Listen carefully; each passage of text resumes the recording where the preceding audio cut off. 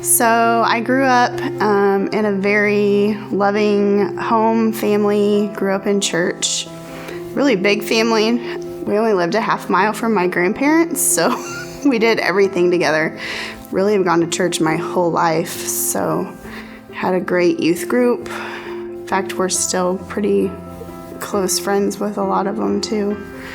I never felt like I really strayed too far away. I enjoyed going and I enjoyed learning and everything. I think really when I became closest to the Lord was when my first marriage was failing.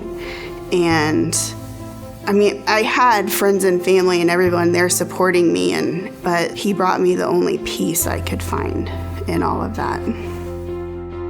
When I was 25, I married the guy that I thought I was going to be with the rest of my life.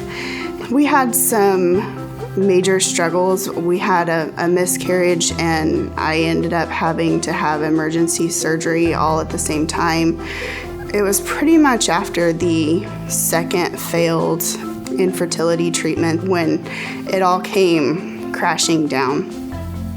It took me a long time to get past that, but the cool thing about God is He can take those times, and now, not that those times hurt any less, but now I can look back, and during that time, He more and more shows me now that if you'll let Him be a part of it, He will take you to places that you never thought that you would be.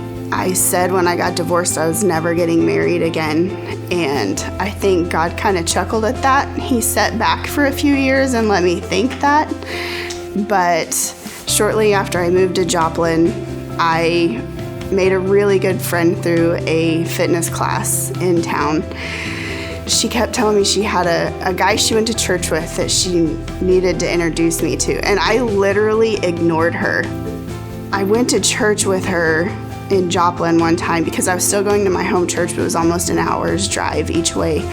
And I kind of mentally prepared myself that I was going to have to meet this guy she kept talking about. Oddly enough, I didn't actually meet him at the church, and I kind of thought I dodged a bullet. And then she tricked me, and he went to lunch with us. But I pretty much told myself from the get-go that I was just going to lay all my cards out on the table with this guy and basically try and scare him off. But little did I know he had his own unique deck of cards. One of the first dates we went on, he was speaking at Watered Gardens. I had, not that to my knowledge, ever even met a homeless person.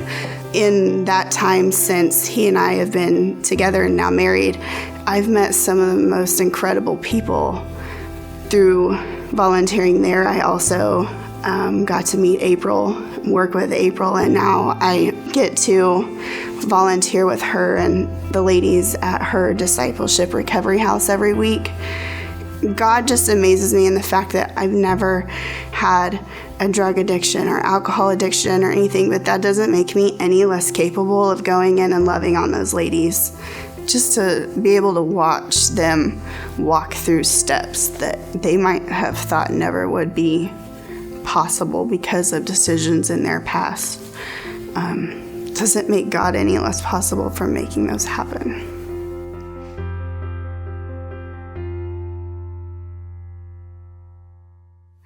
I'm Samantha Williams, and this is me.